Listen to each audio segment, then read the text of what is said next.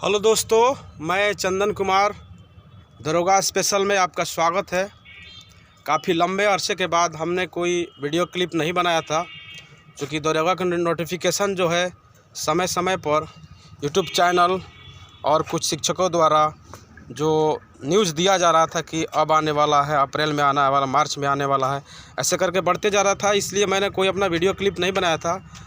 बात करेंगे हम लोग आज भारत के एक ऐसे राजा के बारे में जिसने कभी ये नहीं सोचा था कि दिल्ली की गद्दी पर वो कभी राज करेंगे। इस वक्त हम लोग मौजूद हैं इतिहास के एक ऐसे राजा के मकबरे पर जिन्होंने मरने से पहले अपने जो मकबरा है, इतिहास के पहले ऐसे राजा हैं जिन्होंने अपना मकबरा बना दिया था। आप यहाँ पीछे देख सकते हैं कि ये वही मकबरा है। इतिहास में कोई ऐसा शासक नहीं हुआ जिसने मरने से पहले अपना मकबरा बनाया हो। हम बात कर रहे हैं शेर शाह की।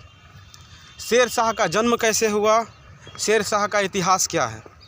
डॉक्टर आशीर्वादी लाल श्रीवास्तव और डॉक्टर कानूनगो के अनुसार सन 1472 में हरियाणा प्रांत के नारनौर में महेंद्रगढ़ में इनका जन्म हुआ था 1472 ईस्वी में। और बिहार के शासक लोहार खान लुहानी का पुत्र जलाल का इनको संरक्षक नियुक्त किया गया था। और शेर खान इनका नाम कैसे पड़ा, चूँकि उस बच्चे को एक शेर ने अचानक से हमला किया, जिस वजह से जो इनका बचपन का नाम फरीद था, शेर शाह का बचपन का नाम फरीद था, जिन्होंने उस बच्चे को एक तलवार के झटके से ही बचा लिया, उस शेर को ख़त्म करके, जिस वजह से बिहार के शासक जो थे बुहार खां लुहानी, उन्होंने उस बच्चे का नाम, फरीद का नाम शेर खान रखा। धीरे धीरे समय बीतता गया, शेर खान बढ़ता गया और ऐसा हुआ कि दिल्ली का जो शासक था नसरुद्दीन हुमायूं, तो दिल्ली की गद्दी को अपने आधिपत्य में करने के लिए सन 1539 ईस्वी में 25 जून 1539 ईस्वी को बक्सर ज़िले के चौसा ग्राम में चौसा का युद्ध हुआ, जिसमें हुमायूं की हार हुई। उसके तुरंत बाद 17 मई 1540 ईस्वी को बिलग्राम या कनौज का युद्ध भी कहा जाता है, उस युद्ध में भी शेर शाह की विजय हुई।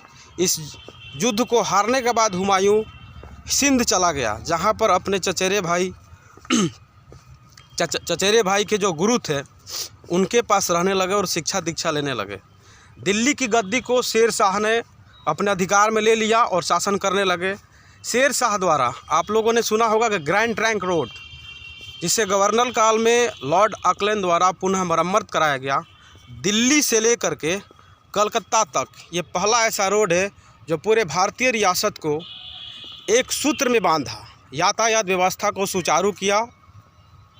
और ग्रैंड ट्रंक रोड को जो मरम्मत के लिए थोड़ा बहुत जो सड़कें ख़राब हो गई थी, जिससे लॉर्ड ऑकलैंड ने अपने शासनकाल में उसको सही कराया था।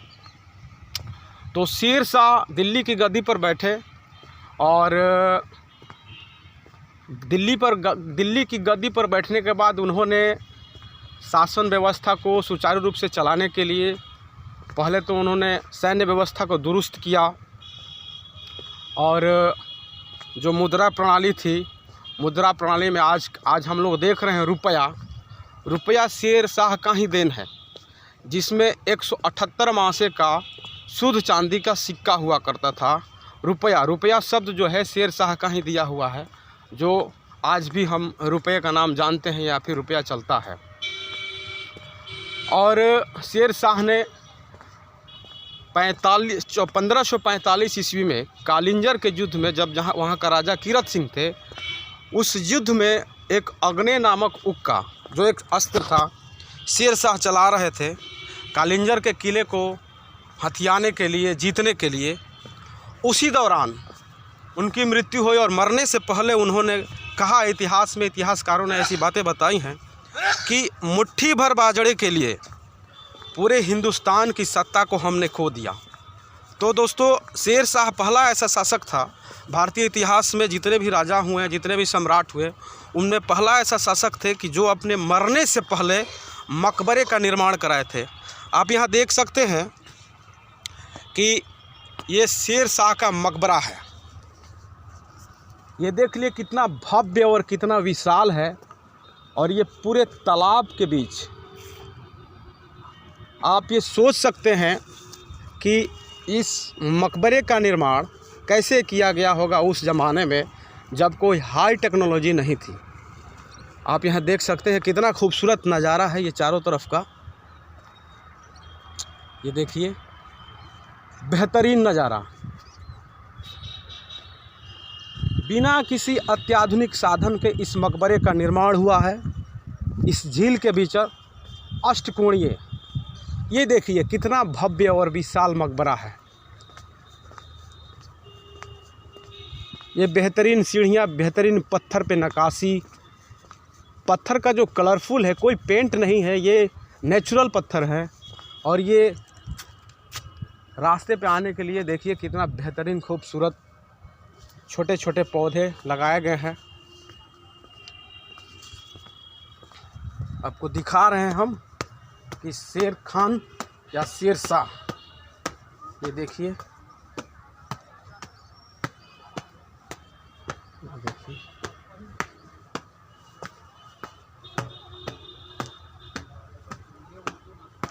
शेर खान का जो उस बच्चे को बचाने के लिए शेर को मारना शेर खान के लिए ज़िंदगी का एक टर्निंग पॉइंट था। इस वजह से उन्होंने दिल्ली की शासन को अपने हाथों में लिया। चूँकि आंशिक रूप से 25 जून 1539 ईस्वी में तो उन्होंने दिल्ली की आधी गद्दी को तो हथिया लिया था, लेकिन जब बिलग्राम या कनौज का युद्ध हुआ 17 मई 1540 ईस्वी को, तो पूरी हिंदुस्तान की सत्ता जो है शेर शाह के हाथ में आ गई। और ये पहला ऐसा शासक थे जिन्होंने मरने से पहले अपने मकबरे का निर्माण कराया था। आपको मैं दिखा रहा हूँ कि यही है शेर शाह का मकबरा, शेर खान का मकबरा। आप यहाँ देख सकते हैं कि शेर शाह को आपने किताबों में देखा होगा, किताबों में पढ़ा होगा, लेकिन आप लोगों ने सामने से शेर शाह के मकबरे को नहीं देखा होगा, और ना ही शेर शाह को इतना करीब से देखने का आपको अवसर मिला होगा। ये देखिए मैं दिखा रहा हूँ आपको, ये बहुत भव्य, ये शेर शाह का भव्य मकबरा है। आप यहाँ देख सकते हैं, यही है शेर शाह। ये देखिए शेर शाह का मकबरा है, और शेर शाह के जो भी संबंधी हैं, रिश्तेदार हैं, इन मकबरों में दफन है। ये देखिए, ये है शेर शाह का मकबरा। देख लीजिए, ये एक बहुत बड़ा हॉल है जो बोलने पर गूंज रहा है। आप इसको देख सकते हैं, ये कितना ऊंचा है। और उस वक्त जब यहाँ टेक्नोलॉजी नहीं थी, हमारे भारत में उस वक्त टेक्नोलॉजी नहीं थी, तो इस चीज़ को कैसे बनाया गया था। यह है शेर शाह का मकबरा। देखिए, आपको इतने करीब से शेर शाह के मकबरा देखने का मौका जीवन में कभी नहीं मिला होगा। और बाकी सब ये सब जो हैं रिश्तेदार हैं, संबंधी हैं शेर शाह के, यहाँ से वहाँ तक ये सारे मकबरों में दफन है। आप यहाँ देख सकते हैं, इतना बेहतरीन मकबरा और इतनी बेहतरीन कलाकृतियाँ उस ज़माने में कैसे लोग बनाए होंगे, ये बहुत ही सोचने वाला विषय है। ये चारों तरफ से आप यहाँ देख सकते हैं, ये देखिए गुंबज है, ये गलियारा छोड़ा गया है। ये देखिए चारों तरफ से जो गलियारा है, बाहर से हमें अंदर का चीज़ स्पष्ट नज़र नहीं आती, इसके लिए हमें अंदर जाना पड़ता है। और इसे अष्टकोणीय क्यों कहा जाता है? कहा जाता है कि शेर शाह का मकबरा में कितना कोण है, तो अष्टकोणीय। देखिए यही जो कोण है, सामने वाला जो कोण है, इसे ही अष्टकोणीय कहा जाता है। एक कोण यहाँ पर है, इसी तरह से पूरे बिल्डिंग में, पूरे मकबरे में। और ये पहला ऐसा शासक है जिसने मरने से पहले अपना मकबरा बनाया था।